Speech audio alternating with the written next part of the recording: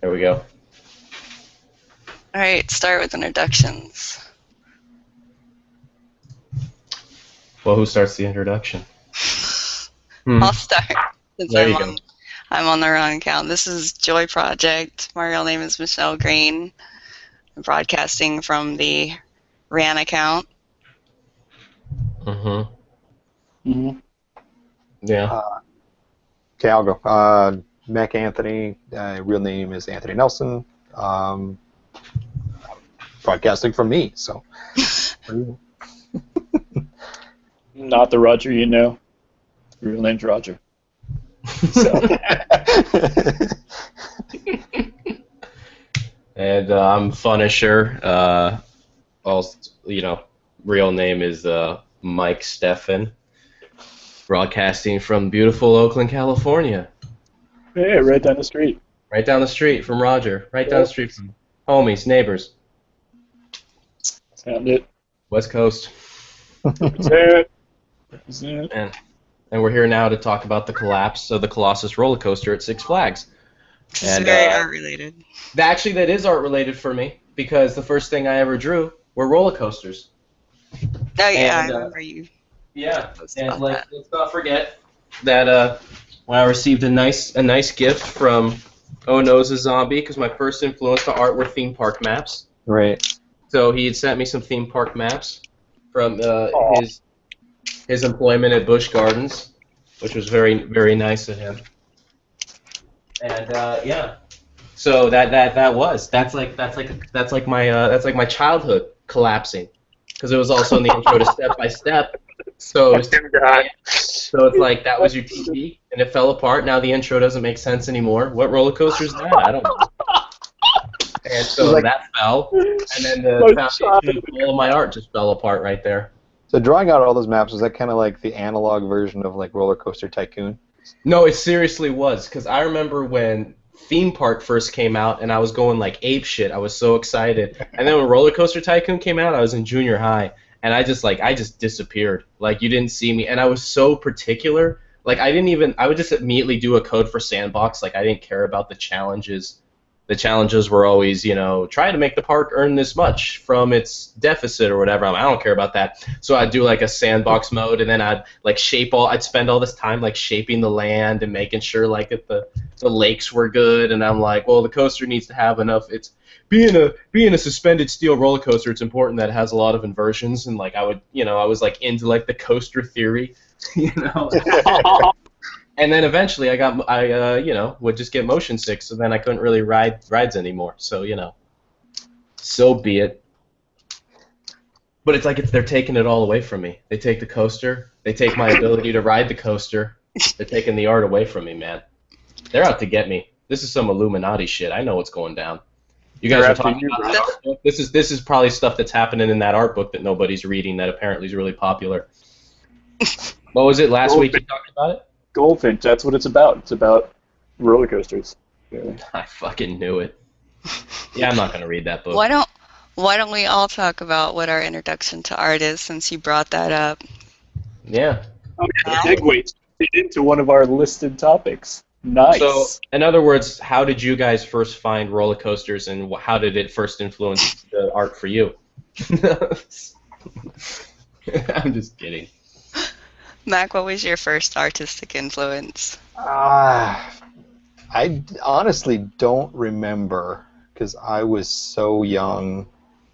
I've always been drawing. I mean, it's just something I've always done. I don't come from like, my immediate family isn't like greatly artistic, but I have a lot of artists in my family. I have an uncle that does a lot of World War II aviation art. There's also a bunch of cowboy art and stuff like that. My mom did own a ceramic shop for like 10 years or something like that on there, so I had stuff like that. But I honestly don't remember how I got into it. But it's just something I've always had. It's just always been there. I don't think I can ever remember a time where I wasn't drawing. My beginning is pretty cloudy for me. It was before memories actually started. So, What would you say influenced you, like later on? What are some things you can remember throughout your life that have truly influenced you? Having family that was in it was a big deal. I came from a really small school, and when I say small school, I mean, most people think of small school, and they had like, uh, you know, 2,000 kids in their school or whatever else like that. But no, I mean, my town was 850 people, so my graduating class was 22 people. I mean, there wasn't an art class or anything like that. You had like one class to pick from. It wasn't. These are They humble didn't have enough beginnings. students to actually split up a curriculum to actually have class like that, so I didn't really get anything like that. We did have a bunch of like CAD crap that we had in our like industrial arts or shop class, and I got really into that. We even had one of these really cool drills that you would put these little blocks of acetate in there, or plastic or something like that, and you would draw out the design and the CAD stuff on there, and it had a drill that would go through, and it would drill out the pattern that you That is kind of cool. and did stuff like that. So that's actually what got me into it.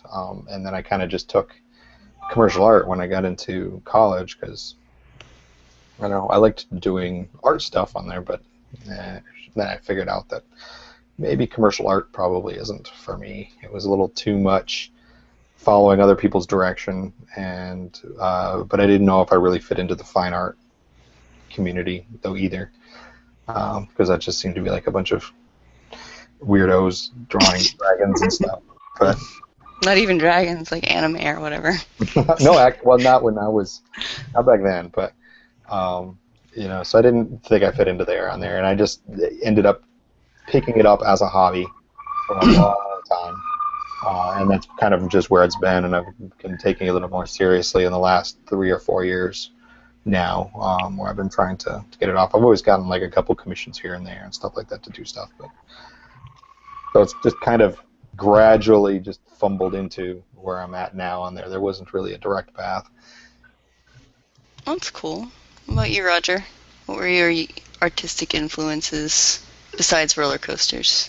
You can't take Mike's thing. Yeah, I know we're not all of us were roller coaster owners growing up, so much more humble backgrounds. Are these like, if we're talking early artistic influences, we're talking Ninja Turtles, the real Ghostbusters. God, so many Transformers. Like all those old cartoons. So watching cartoons is what made you want to draw?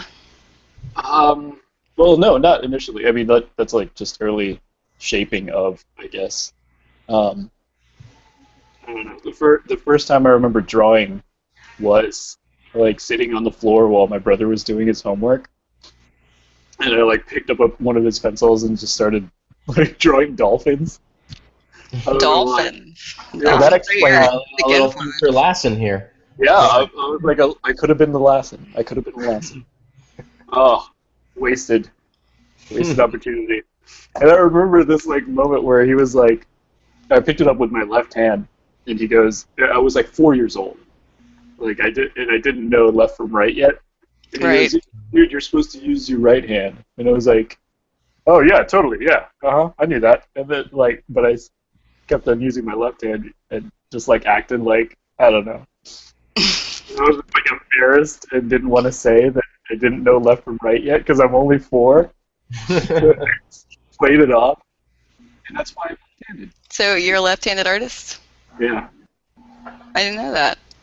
I know a couple, like Brad's a left-handed artist. Those Mike. I'm left-handed. Lefty. So many lefties. Yeah. Left-handed, bald, colorblind. I don't even know. I don't know how I get out of bed in the morning. I got all the recessive genes. I don't think baldness is a recessive gene, but I don't know, whatever, sure. I wasn't good at biology because of my other recessive genes. Can't do math.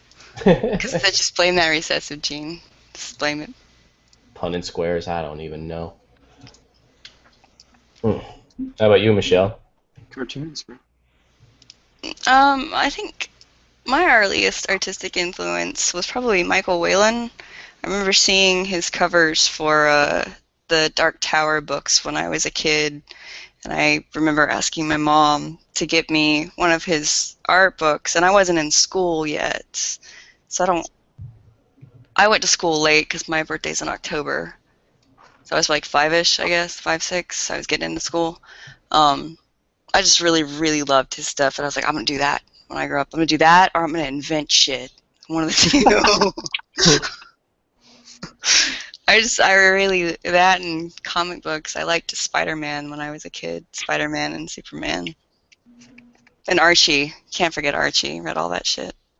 Of course, I'm a terrible sequential artist. I've tried it, and I spend way too much time on one panel, and that's my problem. So I can't do sequential. Oh, yeah. Same here. Yeah. No, I've seen your sequential, Roger. You're great at it. Yeah, but I spend way too much time on one, and it's like you're supposed to be able to do like a page a day. Yeah. No. No. Maybe a page every 2 weeks. Well, Inktober's coming up. It'll give you plenty of time to practice. Unless Yeah. you're What's Inktober? what's his name? Nate Simpson. In which case, what's the running? How long has it been now? Like 3-4 years for issue 2. Oh. Non-player. Hang on, I'm gonna cough. Anyway, to answer Dude. Mike's question on there, I don't even know who started it, but it's been going for a few years now where artists will actually try and do one ink drawing a day throughout the whole month of October, and they start calling it Inktober. Oh, Like when There's you like say, tags all over the place that deal with it. There's sites dedicated to it and things like that. And like I said, I don't know who started it, but there's a bunch of people on Reddit that have kind of picked up on that on there. So it sounds like a bunch of us are going to try and do our best to do an ink drawing a day. that's Is what there they're a doing for sub for Sketch Daily, right? What's that? That's what they're doing for Sketch Daily for October. Well, this Sketch Daily itself won't do that. I mean, they're still going to have their normal themes, and they're going to have, whatever it is. But a lot of people are going to try and either ink it in with actual ink or do digital line work, to do it for the month. I know a few people have tried to do it last year. And it's a pretty cool exercise to do, especially if you like getting to that. But I've said, because I kind of like jump around from thing to thing on there, so I might actually give up, because I've been doing a lot of ink stuff lately. I might give up ink just for the rest of September, just so I can not get burnt out on it by the time I try and jump through it in October. Mm. Now, when you say ink, like you paint with ink, or like ink pens, or like any ink goes. It's greatly influenced by like comic book line art stuff. All right. It can be done with pens or brushwork or anything else like that. It's ink, right? Yeah, it's it's gonna be just a lot of black and white stuff, a lot of crosshatch stuff on there. I think anything that you're doing, if you do it with ballpoint pen, nobody's gonna wag their finger at you or anything. But I think it's more just the ink medium than anything else, more than a style. There's a lot of different styles that are going to be represented from it.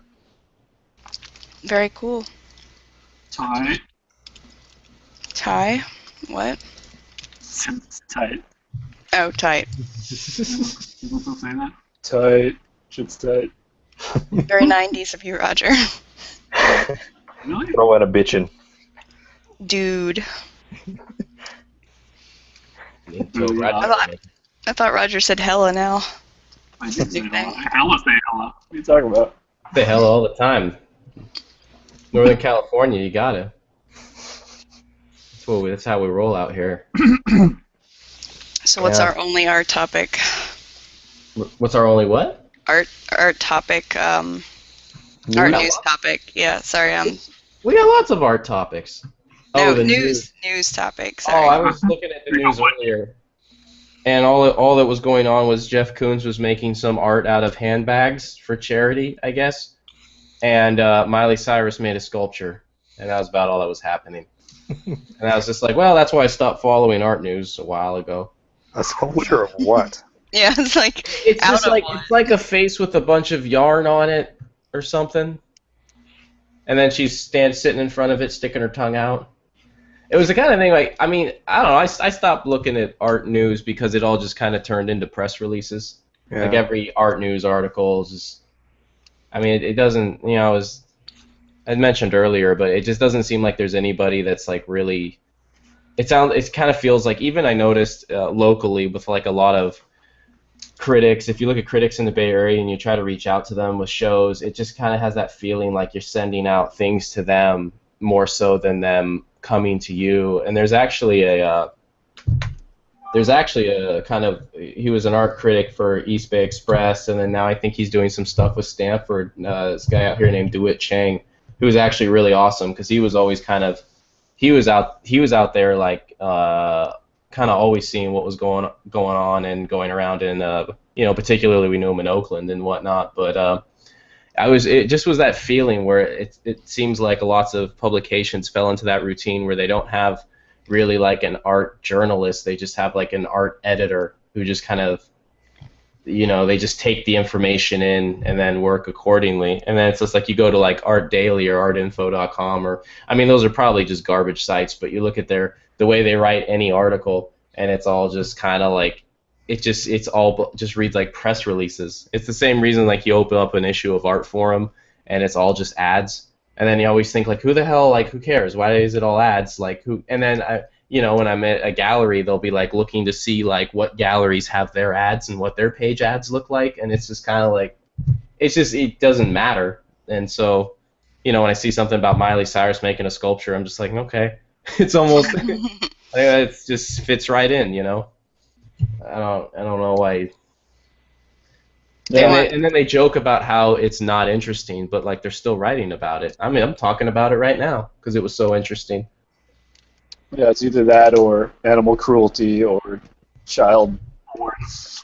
Oh I yeah, think- I remember I saw that topic last week about I watched that and talking about the installation with the adult bodies and children heads and whatever. Sure. I don't know. It's just, there always has to be like the controversial like abortion / menstrual blood piece one every 2 years, you know, like that the girl like in her getting her BFA and her show, and it's probably at Yale. Yale always has a piece that gets people in trouble, and they're like the next, like you go to their website and like it'll be like the first thing on their site's like a picture of them like looking sweaty or something, you know, and you're like, okay, I get it. Like superstars. Oh, who was that one kid? I'd have to look him up. I can remember like off the top of my head like 3 different examples of just like this happening over and over, to the point where I was with friends and I'd written an essay about it, and just kind of about shock art and just how kind of tired it was. And then the excuse everyone always says is they're trying to inspire a dialogue, and then when there is a dialogue, like if people get upset, then they get all defensive, like, well, I just wanted to inspire dialogue. It's like, well, being upset is a dialogue too. Like that's a response. So now address it, like talk about it. And they never did. They never had anything to say about their art. It was never. So it was just like, well, that's too bad, you know. Well, isn't it supposed to speak for itself, Mike? It can. I remember I don't know if I told you guys this story, but at the University like of Utah, when I was a professor kind of told a story about one student that they had an art piece where it was just a bag hanging from the ceiling, and they didn't come in that day. They just left a big stick next to it, and then they weren't around, and people were like hitting the bag with the stick, thinking that's what they're supposed to do, and eventually they're beating the crap out of the bag. Well, eventually they find a dead cat inside the bag, and like, I'm like, that piece is actually pretty effective. Like that was like, why did everyone out of boredom go straight to like violence, you know? And the cat was probably already dead, but like that was a very shocking, offensive piece, but it was very effective. There's no denying that definitely said something and really messed with people's heads, you know?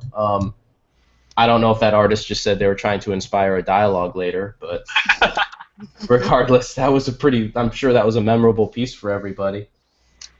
More so than kind of the standard stuff people tend to throw out a lot now. but whatever. The whole genre gets kind of boring and tiresome. I think with the internet, it's so easy to be shocked that it just seems like a boring venture for art at this point. I'd rather just see someone try really hard and use a lot of skill than someone be clever, because it's harder to take the time to learn a skill than it is to be clever this day and age. But anyways. I feel like titles like that are meant to draw in non-artistic readers. That's just meant to gain hits on a website. Because you put Miley Cyrus on your website, and people searching for Miley Cyrus are going to find that, and you're going to get more hits. Yeah, because that's like the hashtag is Miley Cyrus, and then you get all the fan base getting your clicks and getting your ad revenue. Yeah. Most certainly. That's why I go by the username Mac Anthony. To get all the ad revenue. Actually, inevitably, like once a month, I get somebody on Twitter that's trying to tweet about Mark Anthony. That just forgets the R, and I get the response. It's always, and except for when the Latin awards are going on, the Latin Music Awards on there, I will get 10 that night. So I always know when that's happening. Oh, that's awesome. It's a good strategy right there. That's it, dude. We all gotta just find, You should just engage in the conversation. Or just misspelled. Popular names. Misspell them. Oh man, I'm jealous. Oh, that's it. I gotta scoop up Justin Timberlake before this whole thing. Yeah, I'm taking Obrama.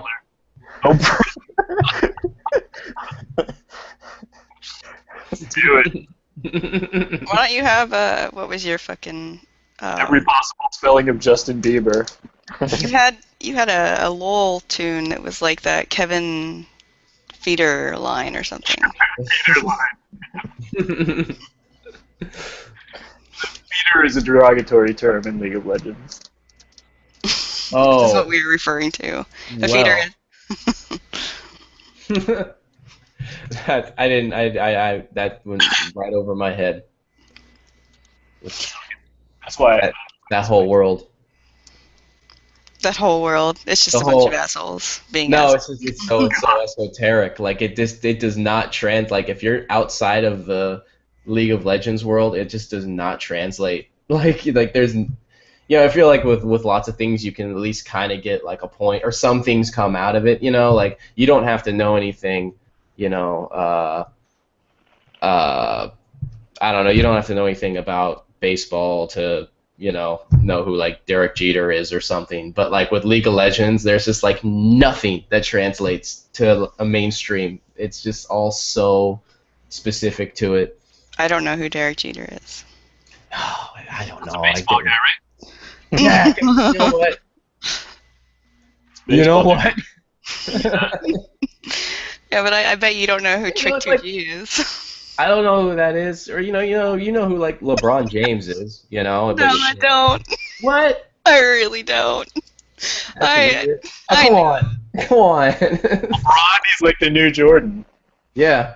Okay, well I know who Michael Jordan is. Well, there you go. He was in Space Jam.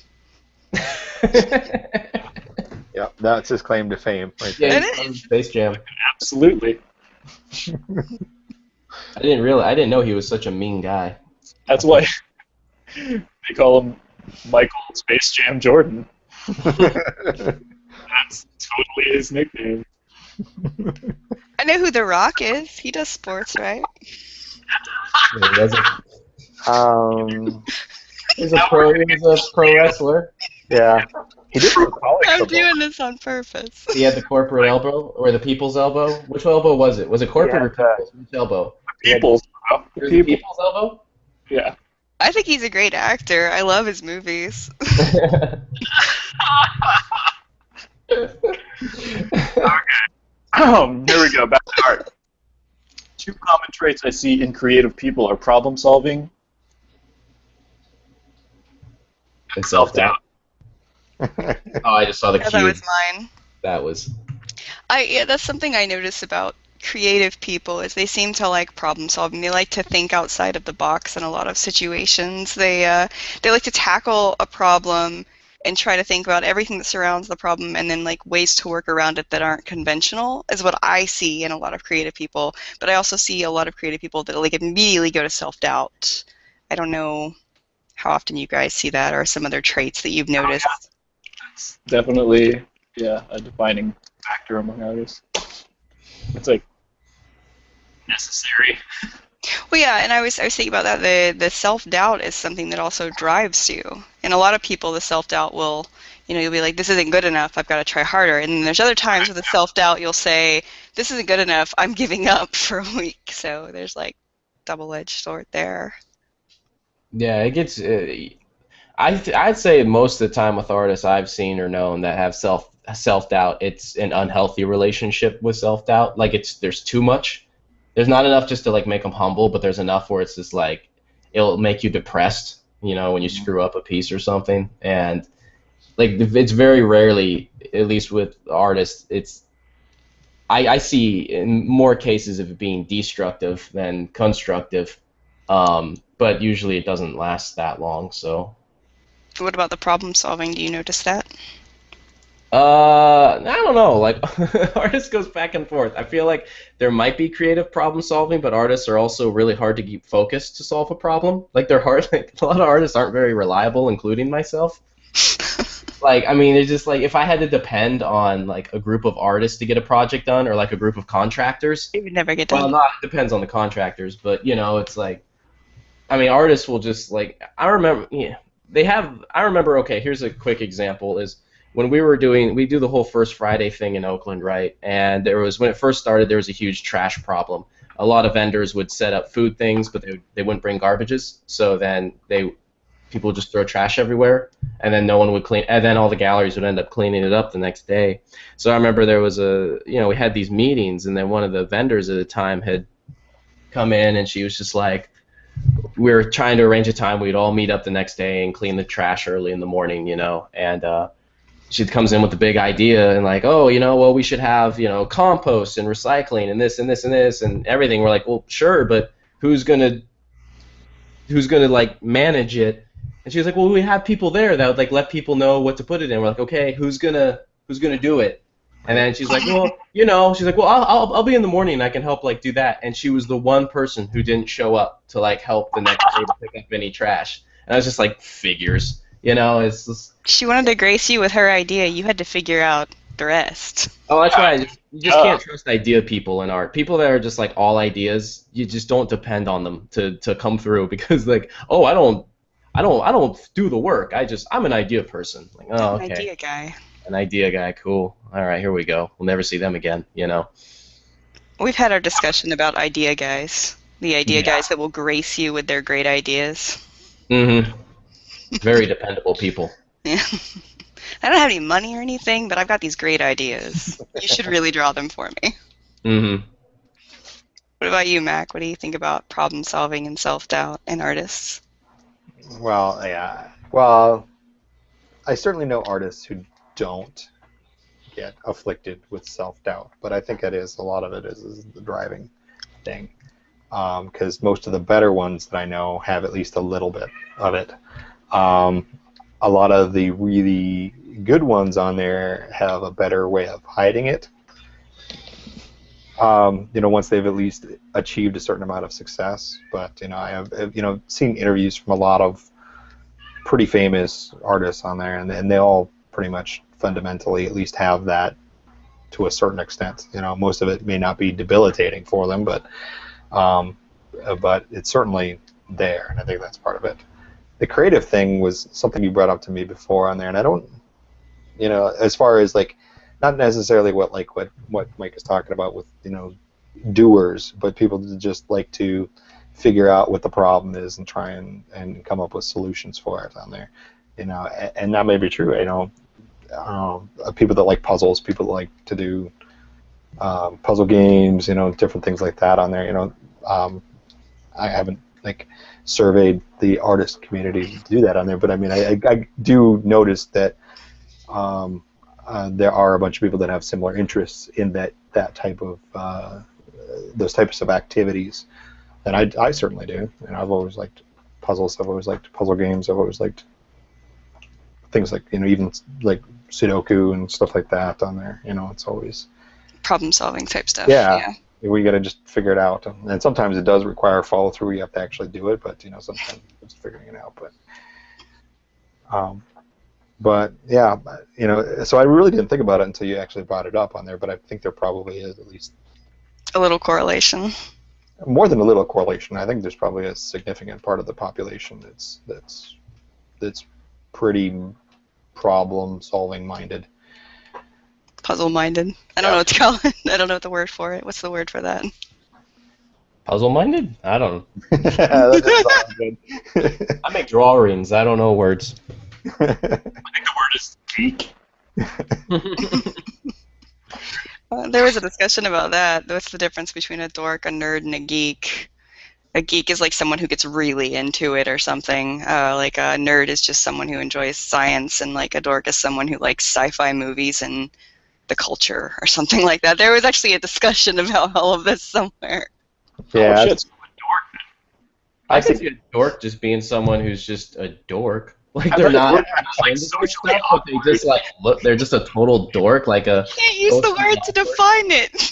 no, it's like a dork, right? No, it's like someone who's socially awkward, but I don't know. I also associate dork as someone like they're hard to listen to. Take me for example. No, I don't. I use words to define words. It helps. A dork. What's the next thing on the list? Oh no, that's it. No, No, I know there's more on there. oh, there's so many things. You guys tried to poach onto my topics last week, unsuccessfully. There's no way. All right. Unsuccessfully So we poached do on. dealing with middlemen and curator promises. Oh, well, I mean, we kind of covered that already with the idea people. To be honest, I mean, a lot of that is the art world is like composed of so many middlemen. That's why I get kind of excited about technology, because I feel like it's really good at eliminating middlemen and lots of artists. But I'm okay with that, break a few eggs to make the omelet. But I mean, there's so many people. Like what I tell someone is when you go, if you're gonna, for like someone's gonna buy art and you go to a gallery, like look around. Like if everything's really expensive and everyone's driving really nice cars and wearing expensive clothes, it's like, well, guess who's paying for that when you buy art? Like it's like there's so like every step a piece of art takes between the artist and the buyer is insane markup, and there's so much of it, and it's not even in the buying world, it's also in just even in the creation world where like I've come across people that they'll call, so many people call themselves curators, and I really only have a couple friends I've worked with that I would say were actual curators who actually organized a group of artists together under a theme, put the show together, took care of all the things that were required that you would think would come with curating, whereas everyone else, they just kind of said, oh, I have a friend, and then you don't hear from them. And then they just wonder why they didn't make more money. And you're like, what? Like, you didn't do anything. Like, you were supposed to do stuff, So what's the difference between a curator and a promoter? Well, I mean, technically, it depends on the scale. Like, for a space like, like the little space I have in Oakland, you're going to be doing all those things. You're going to be wearing all the hats. But, a promoter would be someone who would have the press contacts that would probably be reaching out and working on getting as much marketing and getting the name out as much as possible, whereas the curator would probably focus more on organizing the show itself and like the lighting and this putting it together, the kind of the concept behind it, and kind of running how the show turns out. So, I don't know how an official way how people break it down. Curators are dealing with press, but usually I would think that if you're in a larger institution, the curator's probably not dealing with presses so much as they are just dealing with the whatever institution where the art is, and then the artists themselves, or if they're coordinating group shows, or if they're coordinating getting art together from different collections to show it, etc. But I mean, I'm just more when I'm talking about like dealing with middlemen. I'm talking about just kind of like on that small like scale, like what we would be looking at, where there's always going to be someone who wants to take like a cut or who has like these big ideas, and then they come to you and they say all these things, make all these promises, and then you just like never hear from them, or like they just kind of check out. They When you tend to be say like idea people. when you say like they make promises and stuff, are you talking about like they're like I'm going to get you into this gallery and like I only have a small fee for getting you a spot and all this Well, other stuff like that? there's a lot of like enthusiasm. Yeah, the idea is, oh, we could do the show, and maybe we'll get in contact with this organization, or I could bring these people on board, and this, and yeah, and they have all these huge ideas, and then it's just like, oh, you don't do any of those things. I mean, you had your own experience with that, Michelle, with someone like talking Oh about yeah. the event, and then it's like, nope, not at all. I don't know.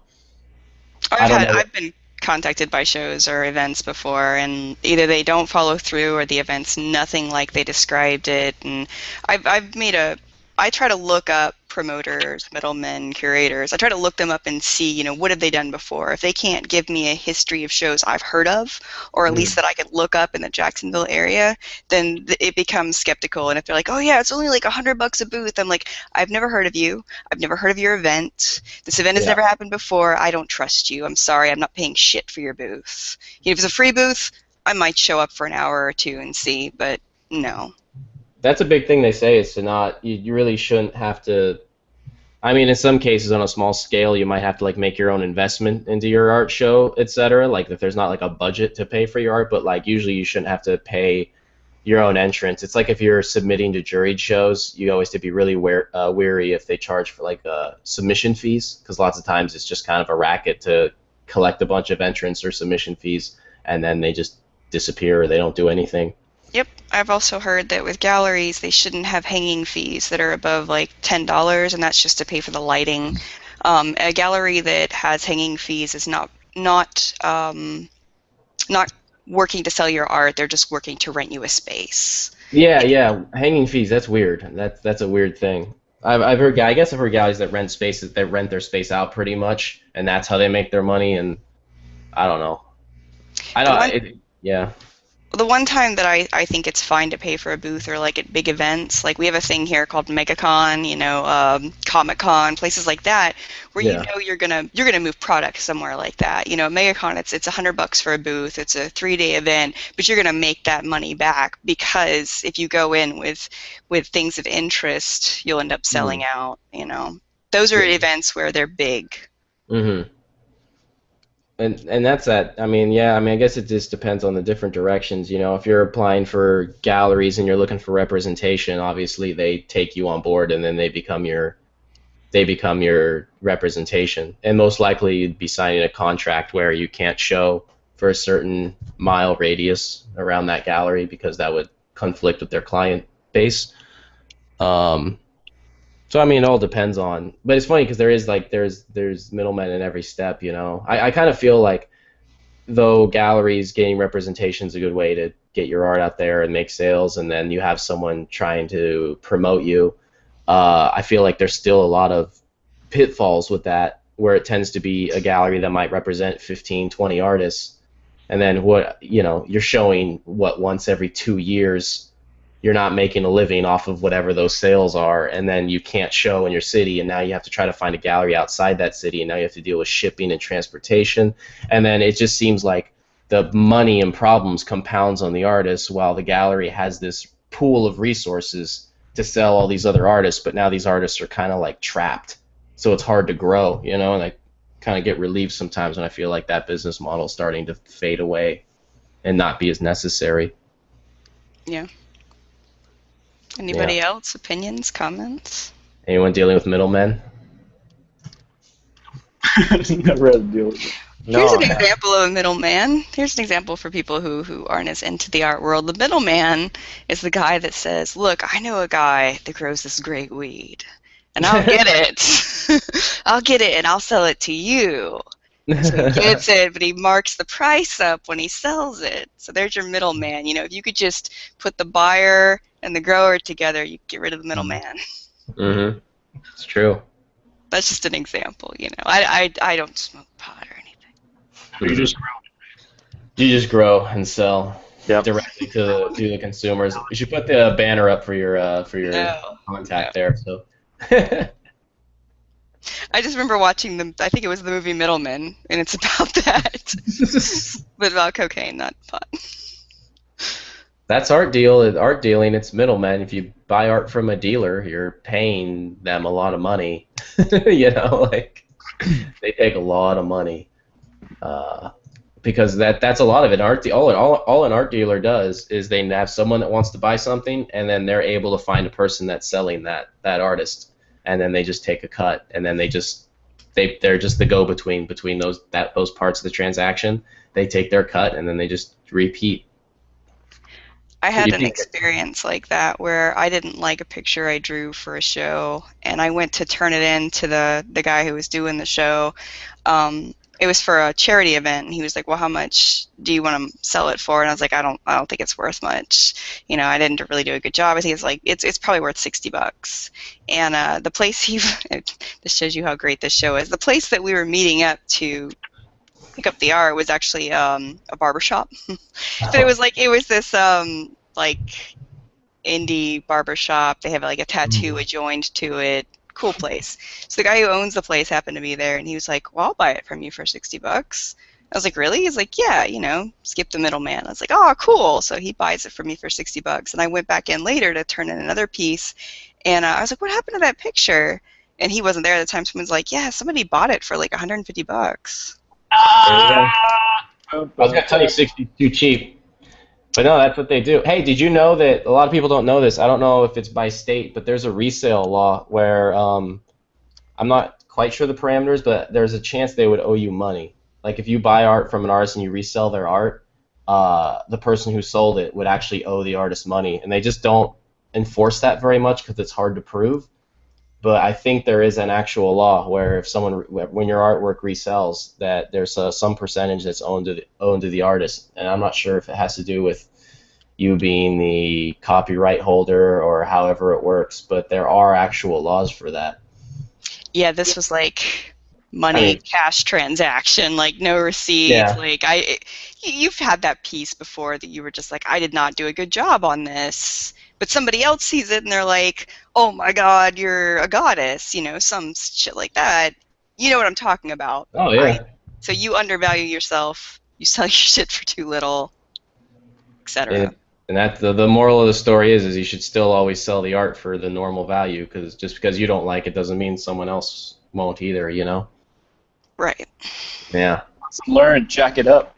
At least you learned it at that value. At least it wasn't a thing where you were learning and the stakes were like, you know, $3,000 and then they turn around and sell it for $18,000. You know, my God. start getting to that level. I watched a guy come into a gallery who had spent $100,000 on art, and he was trying to resell it and sell it back, and gotta watch people explain to him that it's pretty much not worth that at all. It was so awkward and horrendous. $100,000. Whoops. Always have a friend that you ask first before you buy art. Hey man, what do you think of this art? And if it's a good friend and then they ask the price and you say $100,000 and they look at that art, they should be able to say, "Ooh, no, not at all, not at all." It's a good friend that would help you hide the bodies. That good friend. Yeah, you need They're that. honest with you. The honest friend. Exactly. When you ask if you look fat, they say, "Yes, you need to change." You need to change who you are. Maybe you should just have a salad. Oh, damn. See, I told you we could do a mic topic. That's no big deal, right? Yeah. Just because they're only like 3 or 4 words and very vague, you know? There's meat behind those. We need some Anthony topics. Anthony, finding time to make art and come up with topics. How does he do it? I want to know how he does it. I have a very good wife. No, Well, try to work on that. yeah. No, it can be really tough. I mean, and for a long time, like back in the intro, I was saying, where I really kind of just did it as a hobby there's probably about 12 years there where I did like 1 or 2 drawings a year, where I wasn't doing a whole lot. When I started getting back into it, the big thing is that's when I actually started getting on Reddit, and the community, and a big part of it was just the motivation. If you have the motivation to do it, you'll try and find time to get it done. So it's good to have some sort of support structure that helps you stay on top of it and stay motivated with it on there. Because if you don't, it's easy to fall out of habit. And once you do that, then it's easy to say it's kind of like exercising. Yeah, you want to have a buddy who. Yeah, you want to do it every day on there, but if it collapses for you on there, you end up just giving it up, and you start going back to your potato chips and lounging on the couch watching Futurama. But that sounds so nice. Futurama. I agree, though. Like, that's one thing that got me started drawing again, was just being around like minds, being like going to Reddit Gets Drawn, going to Sketch Daily, and like seeing their artwork and saying, like, I want to be a part of this, and then them responding was a big deal. Go ahead. That was the biggest thing that helped me, was just having other people to help me get excited about it, help me get, ideas, even just seeing other people's successes, it's motivating to see somebody else improve, because then you can reflect that upon yourself and say, oh, well, I'm not happy with what I'm at now, but, if I work on it a little bit like, everybody else, I could get to a point where I want to be. That kind of goes back into the whole self-doubt thing on there. And I don't think every artist who's a really good artist on there is at a point where they're totally 100% happy with their work. I don't think artists are ever totally 100% happy with their work. There's always something that you want to try something new or improve on, or get better at, or even try and mimic something else that somebody else is doing, not necessarily copy their work, but it's just some technique or something like that study their style. Get inspired by. Yeah. So postmodern. Well, I noticed that Roger found a lot of time for art when he didn't have awesome internet. I think that helped. Shitty internet. Yeah, your internet's working better now. Oh, this is still on my phone. My Wi-Fi's still on. Oh, I see. Yeah, shitty internet. That's a thing. You got all the art behind you there. Oh yeah, my art show came down. I don't have anywhere to put these, so I had to put them on my wall. Well, one of them has to be on my wall, so we still have to work that out. I've got it right here. Yeah, that's supposed to be on. That needs to be on my wall, and then I need to have money in your wallet from it. I hate it. I put it on the wall behind me so that I don't have to look at it. This wall that I'm looking at is still blank. Really? Yeah. Are you that kind of person? Like you can't look at your old work? I just want to take it down and fix it. Oh, shit. I've done that. Everything. I'm like, oh, it needs more contrast. You only see the mistakes. I need one more layer of shadows on this one. Like it's yeah, I can't stand it. I've told people no, I didn't paint that. I bought it from Walmart. Now I'm that dude that has his own paintings up on his wall. It's like, That's fine, You gotta put them somewhere. It's weird to just have frames up because I can put the paintings away. I just don't have room for all the frames. Like they take up a lot of room. Yeah, they do. No, put them up, man. That way, if you're ever hanging out with people like seeing them. They look fine, Roger. They look good on your walls. Yeah, you gotta stop tripping. There's my cock. My chicken. I was about to ask about the cock. Why do you have a cock on your wall? It's a calendar. Oh. Is it all cocks each month? No, it's just the one cock. It's the one huge cock. And then all their penises. There's all months. All the months are tiny. Wow, takes care of it all in the one picture, huh? It was a Christmas present from my boss. Here's a cock. There's a cock. Yeah. Here's a cock calendar. I thought you might be into this. I heard you love cock calendar. Yeah. I bought it on the internet. It wasn't what I thought it was, so I'll give it to you. Now it's on the wall, and now Roger just wants to fix it. Another layer of shadows on that cock. Do we have any more topics? I'm actually running close on time. I gotta go check on somebody. I mean, there's a bunch, but I mean, we've already been going for a while here, you know. Well, let's save them for our next cast because I need to get going. Oh, snap. That's too bad. I was going to challenge you with this new game, you guys. Yeah, new game. Oh, we'll do it. We'll do it next week. I don't want to say what it's called because I don't want you to research it and like get good at it. Okay, then we'll save it for next week then. There's danger of that happening. Make a note of it. All right. Well, I'm stopping the cast. So for anyone All right, cool. watching. All right. Yeah, guys. Later, people. Peace.